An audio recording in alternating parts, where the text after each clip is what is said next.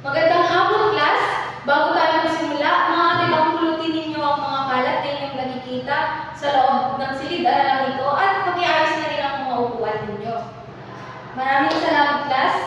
So ngayon, bago natin formal na simulan ang ating talakayan, may inihanda akong maikling gawain. Ito ay tatawagin natin charades. Shane, pakibasa nga ang panuto ng ating gawain. Maraming salamat, Shane. So, nauunawaan ba ang panuto ng ating gawain ngayon, class? Yan. At ang unang grupo o unang pangkat ay kayo at ang pangalawang pangkat naman ay kayo. At ang panalo sa ating gawain ay ang unang pangkat. Bigyan natin sila ng 3 palakpak, class. Batay sa mga paksang nahulaan ninyo, ano naman kaya ang panahon ng pag-aaralan natin ngayon? Yes, Mariel? Tumpak, ito ay patungkol sa panahon ng prehistoriko o mga yugto ng pagunlad ng kultura sa panahong prehistoriko. Glenn, maaari niyo bang basahin ang mga layunin ng ating pag-aaralan ngayong araw na ito? Maraming salamat, Glenn. Ngayon naman, class, ay dumako tayo sa ating talakayan na patungkol sa mga yugto ng pagunlad ng kultura sa panahon ng prehistoriko. Ngunit bago ang lahat, class, papangkatin ko ang ating klase sa 6 na grupo upang magbahagi ng kanilang ideya patungkol sa topic na kanilang ibibigay sa kanila. At upang mas maunawaan po natin ang ating topic sa araw na ito, ay meron tayo ditong timeline na siyang mag-guide sa atin. Para sa unang pangkat, ang kanilang pong topic ay ang Paleolitiko. Pangalawang pangkat naman ay Mesolitiko. Pangatlong pangkat naman ay ang ikatlong yugto ng panahon ng bato, ang Neolitiko. Ang pang-apat na grupo naman ay patungkol sa tanso. Ang ikalimang pangkat naman ay patungkol sa ikalawang yugto ng panahon ng metal. Ito po ay bronze.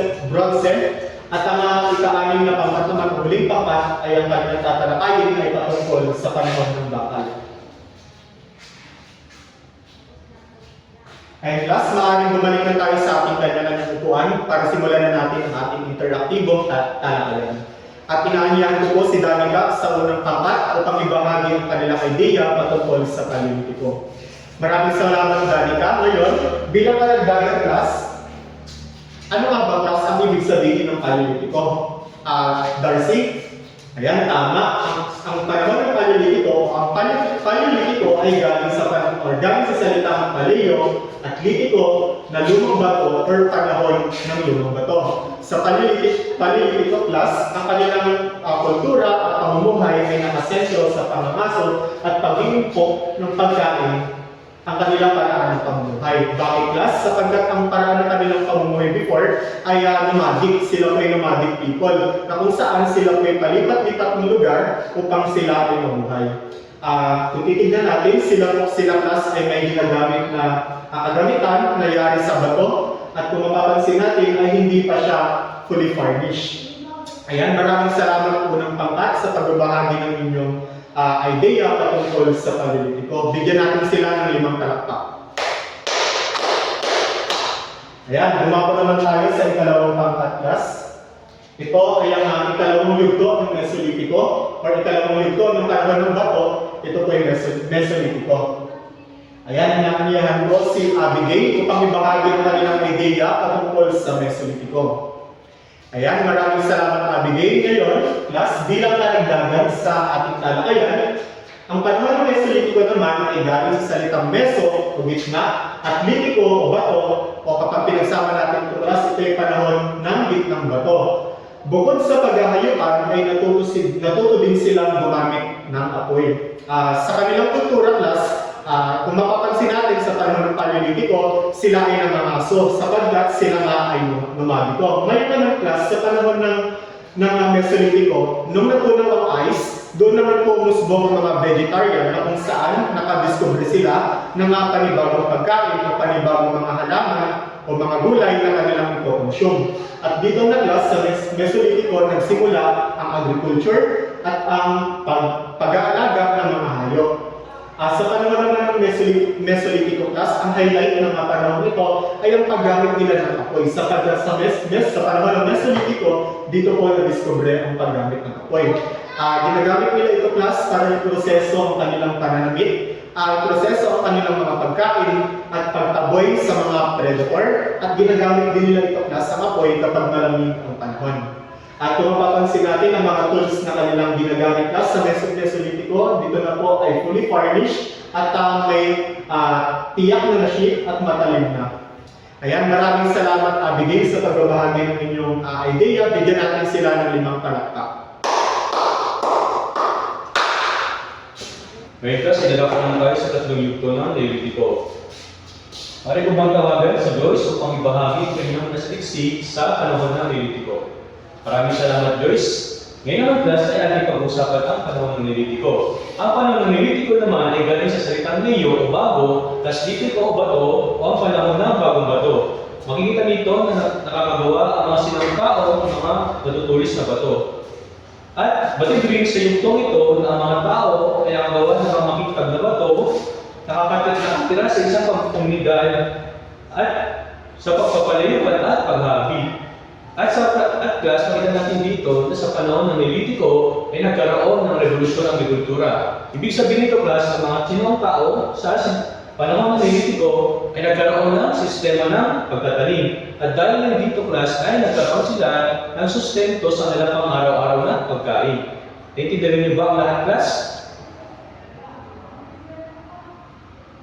Ngayon class ay tayo muna ay dumako sa panahon ng metal o ang unang yugto ng tanso. Maaari ko tawagan si Danica upang ibahagi ang kanilang nasaliksi sa panahon ng tanso. Maraming salamat, Danica.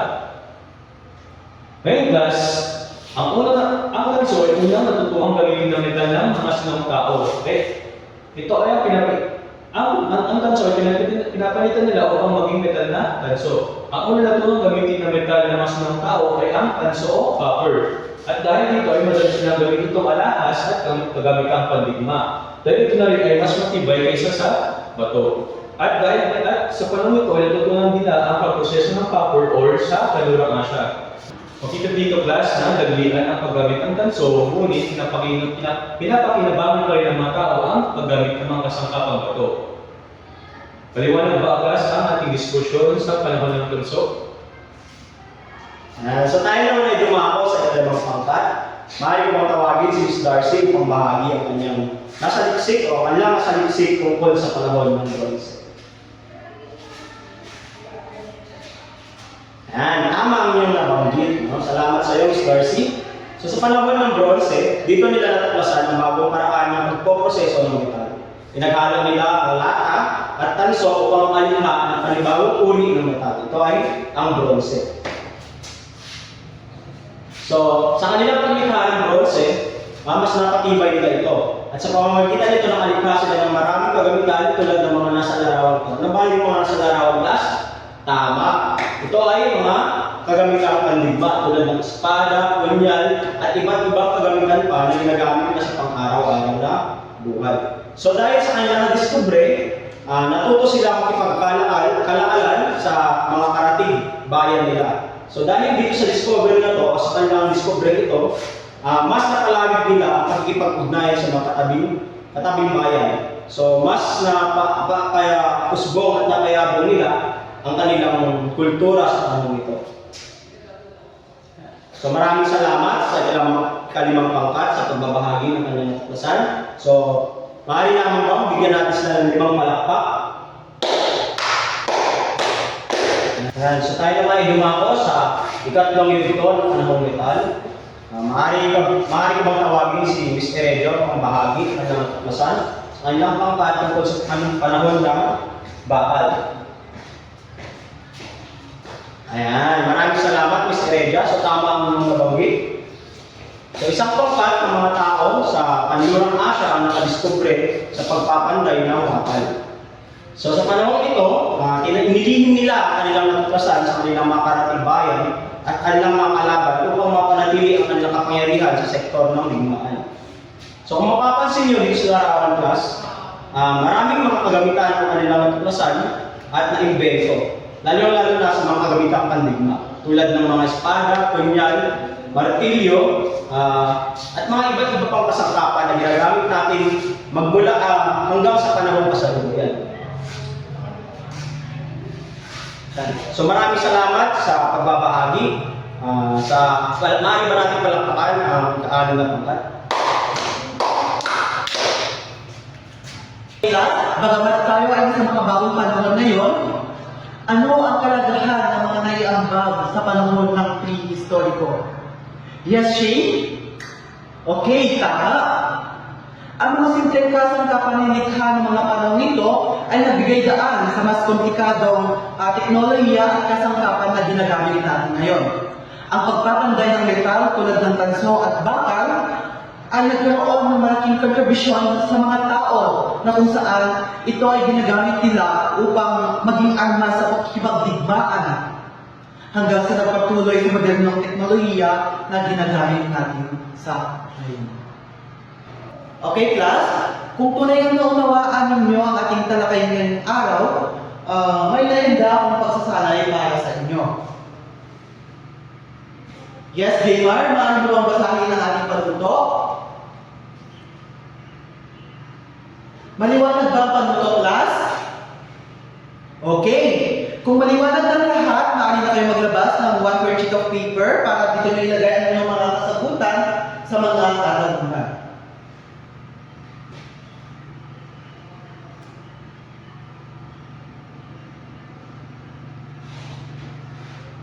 So, tapos na ba ang lahat, class? So, kung tapos na ang lahat, ipasa ang papel pakaliwa at ipunta ito sa sentro at ipasa paharap.